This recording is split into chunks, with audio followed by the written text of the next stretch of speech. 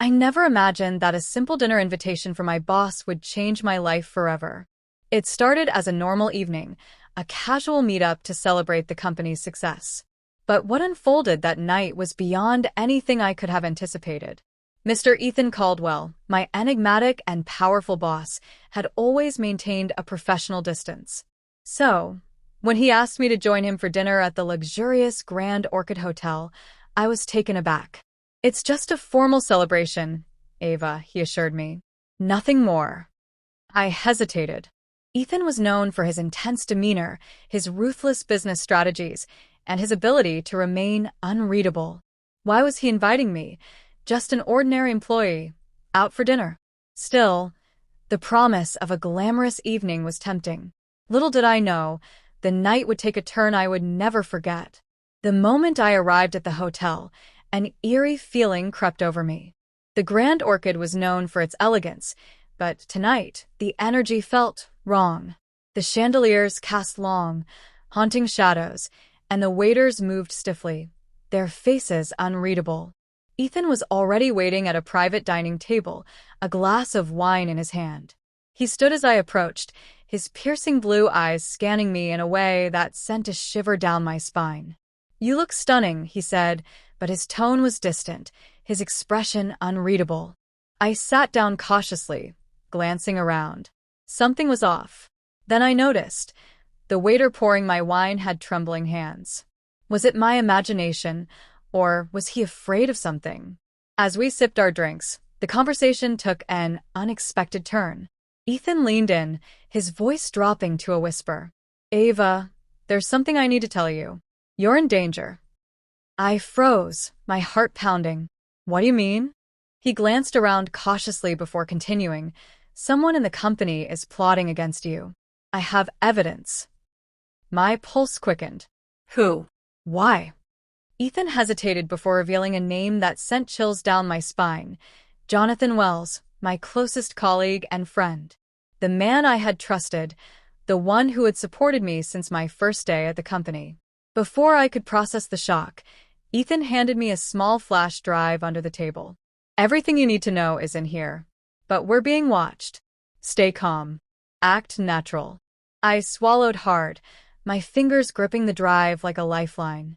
Was this a setup? Was Ethan truly protecting me, or was he playing a game of his own? Then, suddenly, the lights flickered. A waiter approached, slipping a note onto my lap. It read, "Leave now. You're in danger." I looked up, but the waiter had already disappeared into the crowd. My hands trembled as I folded the note. I had two choices: trust Ethan and stay, or run before it was too late. My instinct screamed at me to leave, but Ethan's piercing gaze held me captive.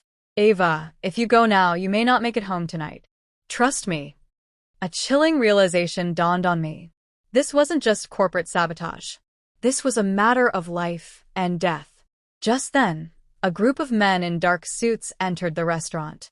One of them locked eyes with me and smirked. My breath hitched. Jonathan Wells stood among them. Ethan grabbed my hand. "We need to get out. Now." We slipped out through the back exit. Ethan led me to an underground parking lot where a sleek black car waited. "Get in," he ordered. As we sped through the city, he finally revealed the truth. Jonathan had been laundering money through the company and framing me as the scapegoat. Ethan had uncovered the evidence, but Jonathan had powerful connections. "If you had stayed longer, you wouldn't have made it out alive," Ethan said grimly. I stared at the flash drive in my hand. How do we stop him? He has so much power. Ethan exhaled sharply. "We need to expose him to the authorities, but he's got people everywhere.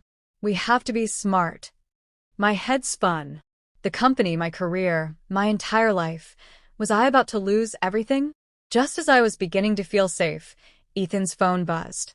He checked it and cursed under his breath. "They know where we are." The car screeched to a halt in front of an abandoned warehouse. "We have to hide." Before I could react, the doors burst open, and Jonathan stood there with a gun. His smile was sinister. "Game over, Ava." A sharp click echoed as he cocked the gun. My blood ran cold. But then, bang! A single shot rang out. Jonathan's body jerked before he crumpled to the ground. Behind him stood Ethan, holding a smoking gun. Before I could react, footsteps echoed in the warehouse. More men were coming. Ethan grabbed my hand, pulling me behind a stack of crates. "Stay down." Gunfire erupted, bullets ricocheting off the metal beams. Ethan returned fire, taking down 2 of the attackers. I clutched the flash drive, my heart pounding. If we didn't make it out, all the evidence would be lost.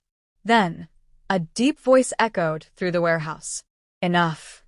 A tall man in a suit stepped forward. Daniel Cross, the real mastermind. He smirked at Ethan. "You really thought you could stop us?" Ethan's grip tightened around his gun. "It's over, Daniel. Jonathan is dead. The authorities have the evidence." Daniel laughed. "Do you really think that changes anything? We own the police. We own the system." Just then, sirens blared outside. The police stormed in, surrounding Daniel and his men.